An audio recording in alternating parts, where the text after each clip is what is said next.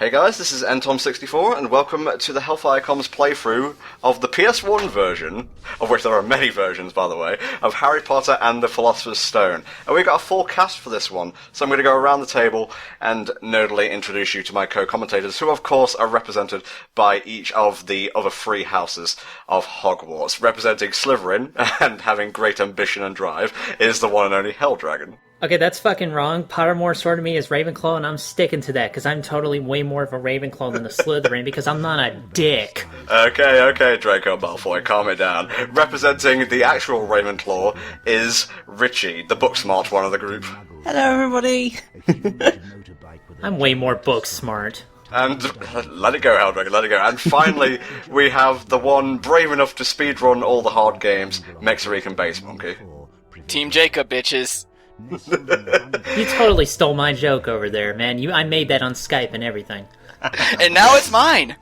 And obviously I represent Hufflepuff because I'm not brave, I'm not book smart, but damn it if I'm not loyal and hardworking at a pinch. And also, just like with Helldragon, I was sorted into Gryffindor on Pottermore, but I digress. This is one of my favourite childhood games. I don't know, maybe I'm a bit biased in this regard, but the thing to note, before we go around this metaphorical Skype table and discuss our own histories with Harry Potter and the like, is that there were like so many versions of the first few Harry Potter installments. Like past Azkaban, I kind of like fell out of love with the video game side of the franchise, but Philosopher's Stone, the PS1 and PC versions are like action adventure, both different games, by the way, except it's kind of the same mold. The Game Boy Color version, I'm doing all this from memory, by the way, so I apologise for the story. And the Game Boy Color version was like a Pokemon-like turn-based RPG, which was actually really good. And it kicked ass. And I think the Game Boy Advance version, if there was one... There was one. I can see it here. Was like a top-down, kind of like Diablo kind of thing. Richie, It was like a Zelda game, yeah. All that the Wikipedia page is telling me is top-down puzzle game, so sounds about right. Richard Harris, no longer with us. This is the form Dumbledore is taking here before he regenerated into Michael Gambon, but I'm going to start with you, Mexi. What's your connection with the Harry Potter franchise? Okay, so I read the first book around the time the second book had come out, and I was hooked. Like most young adult kid literature, they made it super fucking addictive. It's like crack in page form. It is, yeah. And I read all of them intently. I knew like all the fucking trivia. I mean, I went to like a summer camp shit where this was the oddest thing where everyone just wanted to talk about Harry Potter. Let it be known that there was a summer camp that did that and didn't force you to go canoeing or hang out with mosquitoes and shit. And so I would read them all the fucking time, and I would always have a Harry Potter book on hand, watched all the movies. And it hit the point that I think it was Half-Blood Prince that I realized that reading 1,000-page books is fucking obnoxious. That, and also I think my ADD officially kicked in and I just started skipping words, lines, pages, and at that point there was no purpose in even reading the books. Yeah, the good guy wins at the end, that's all you really need to know. And by the way, we'll be discussing... Spoilers! We'll be discussing spoilers, yes, for the whole franchise. But before we get to the other people, I feel the need to discuss this little collectible. We're going for 100% here, and that means all the different kinds of Bertie Bott's Every Flavour beans, the upgrades, and the famous Witches and Wizards cards. There's 17, I think, throughout the course of the main game. The 18th you get for getting them all. You can miss some of them, and we'll be pointing those out as we go along. But I think in like the first part or two of this playthrough, you don't need to worry that much. Helldragon, let's move on to you next. What's your connection with the franchise? Well, I did like, reading the early Harry Potter books, but me, in particular, I remember the movies very closely, because it was at that point, during the movies, I was in high school, and I was known as the Fat Harry Potter. God. Dude, I was known as Mexican Harry Potter. Shut the fuck up. Yeah, but I resembled the guy, and I was, just as pale as the actual Harry Potter was, so that was fun, to hear the same shit 20 fucking times in a row. I didn't want to say anything, but yeah, go on. But I mean, I like the early books, and I like the early movies. It's around the point when they get to, Goblet of Fire, Order of the Phoenix, where A, the books get really fucking long, no thank you, and secondly, they just kind of drift from what I originally liked around the books, and I get why they did that. You have to, Voldemort's coming back, you gotta all prepare, everybody's getting older, things like that. Okay, I get that. But it kind of drifted from that adventure and, whimsical shit, I guess, that I got from the early story. So I kind of just drifted past that. I also wanted to mention very briefly that my sister was one of those fangirls who actually really liked Severus Snape, and she ran a GeoCities fan site, which strangely enough analyzed his character in terms of literature, his characterization, but this did not stop her from writing shitty fucking fan fiction. Way to go, that hell sister. Oh yeah.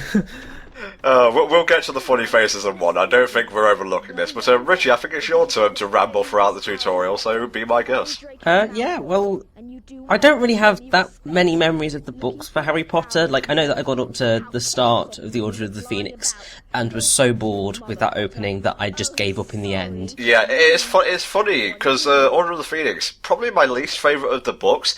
Arguably one of the better films. They really cut out a lot of the chaff and whatnot. It's a lot more enjoyable pace-wise. That's the magic of an editor. Splitting the last book into two, apparently. So I don't know why they didn't do this with Order of the Phoenix. I don't know. Well, I think it's because at that point they thought, make the most of what we have left because this isn't going to stick around forever. Whereas when they did book 5, they still had another couple of movies to go. But I have to say, in general, the movies are what I remember the most of, and they are all pretty damn good, and obviously have created some rather wonderful people, because Daniel Radcliffe and Emma Watson and Rupert Grint have all become kind of really quite remarkable adults in what they've gone on to do, which is just really amazing. Can I bring up the incident where Daniel Radcliffe made love to a horse? Yes, let's bring up that play. I like how you neglected to mention that the dude who played Neville Longbottom also became an extraordinary adult, and by that I mean he became unbelievably hot. How does puberty work that way? As for me, my earliest memory, and this is a great impersonation of that one guy from Monty John Python. Cleese. Thank you. Oh god, I was so embarrassed about forgetting one of my favourite Pythons there. My favourite is Eric Idle, I think, or Michael Palin. But my earliest memory of Harry Potter is being a wee young Tom 64 and sitting with my classmates listening to, I think it was my year 1 or 2 teacher. It was either that or reception. That may have been too early, but listening to my teacher read the first chapter of the books, and then I got my own copy later on, and the rest is history, and I became a hilariously addicted sod. But who wouldn't want to go visit Hogwarts? Let's be honest here. Who wouldn't want to be sorted into a house, and instead of having to do fucking algebra and shit, learn transfiguration and the like?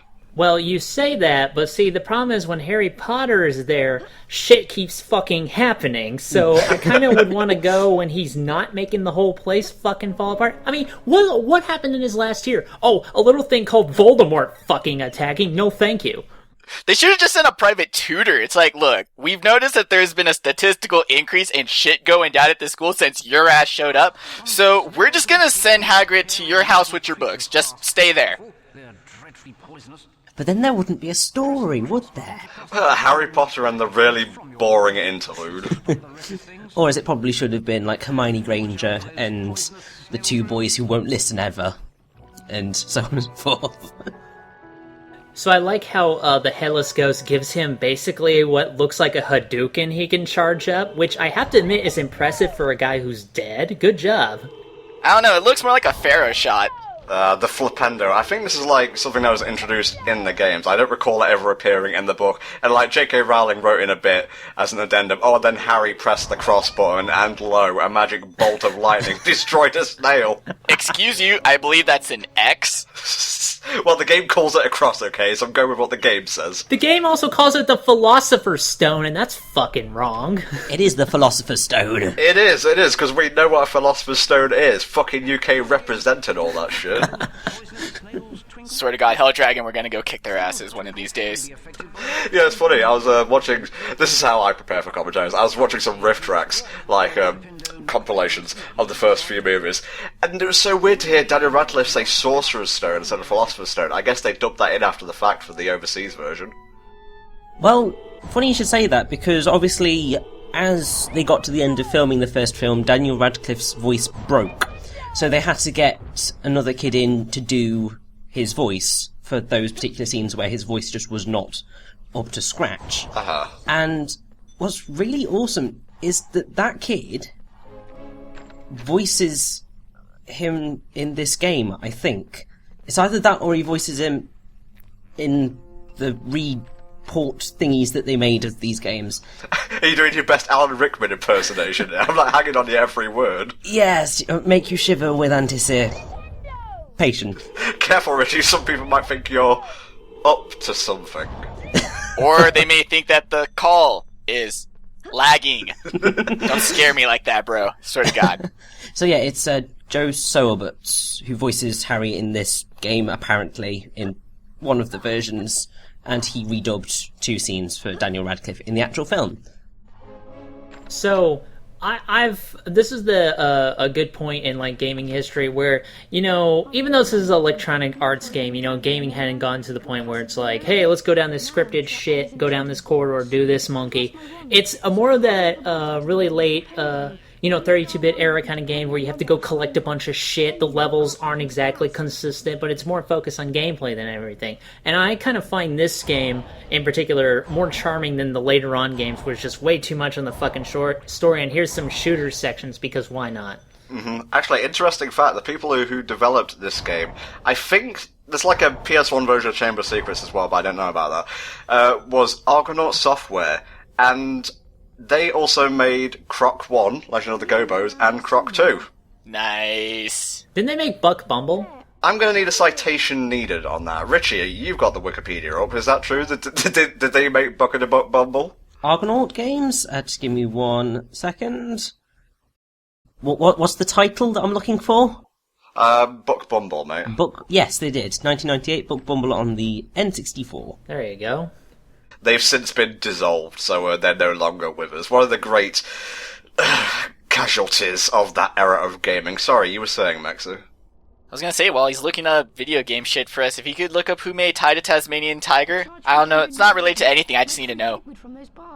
Now we know who to avoid, yeah. Yeah, Ravenclaw, get on it. Yeah, is it a Slytherin thing just to make everybody else do the work for you and then take the credit?